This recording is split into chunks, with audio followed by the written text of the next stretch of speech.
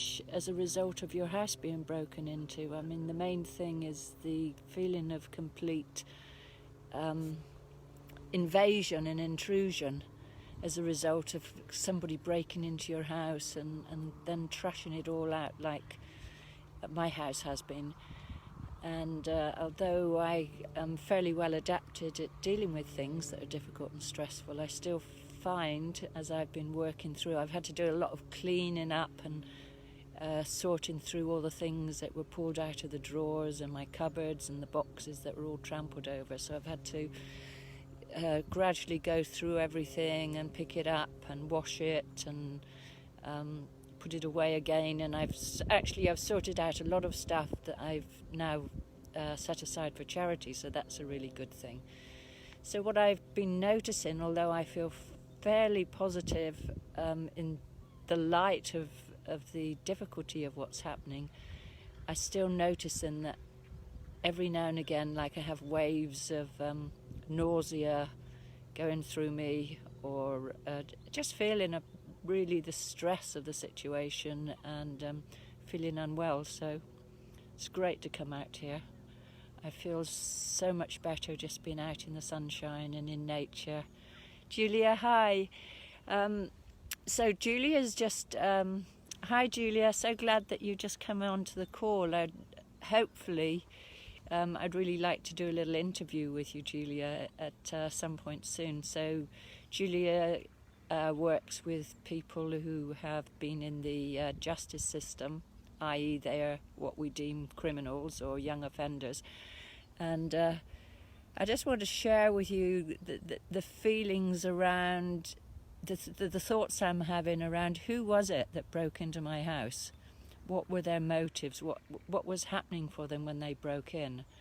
And, you know, what were they risking to break into my house? And I believe Julie advised me that the risk for somebody breaking an entry and stealing things is anything from 3 to 5 years in prison.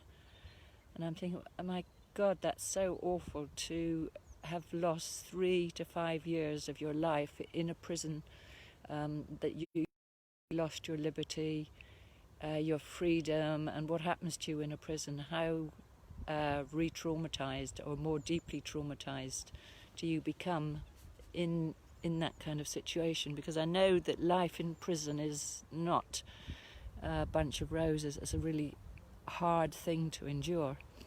So just thinking about who was it who broke into my house, why did they do it, and I think I could be pretty certain that whoever it was probably one time a child that suffered adverse childhood experiences, i.e. some of the awful things that young children go through when their home is broken up, their families are broken, they don't get the right love and nurturing they need, the right attachment, maybe they're beaten, maybe they're abused in some way. And it's those children that then end up being bullied at school or picked up on at school or don't do well in the school system and then go through that. This is what Dr. Gabor Mate talks about.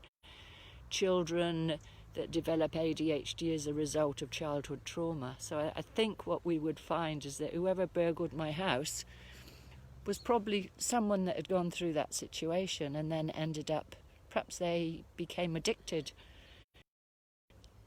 Gabor Mate also talks about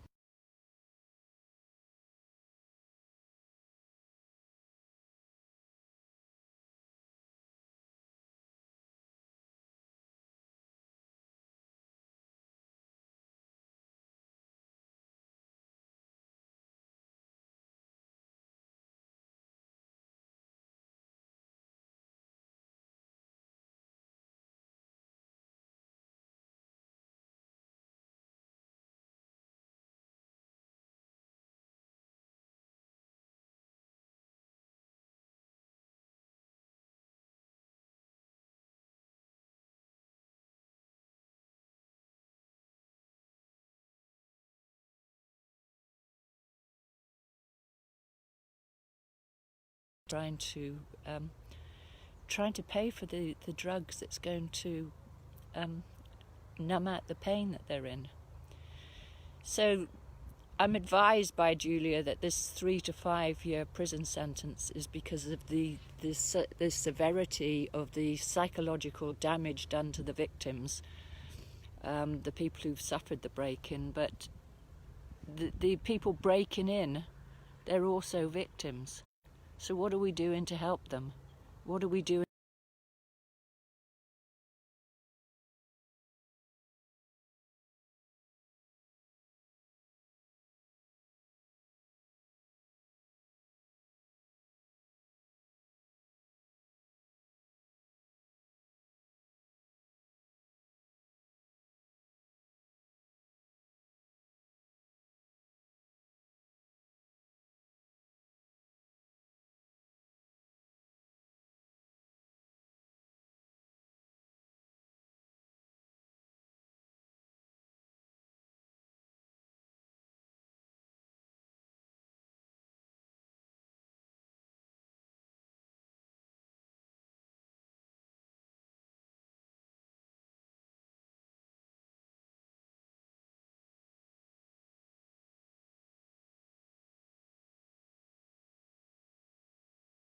The physical and emotional mental illnesses that come out of trauma, and the robbery being a stressful factor within that.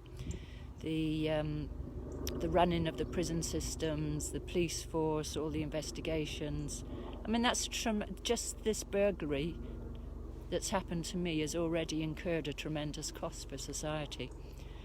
So all these questions might be a bit too big for us to answer, but can we perhaps just be mindful to the fact that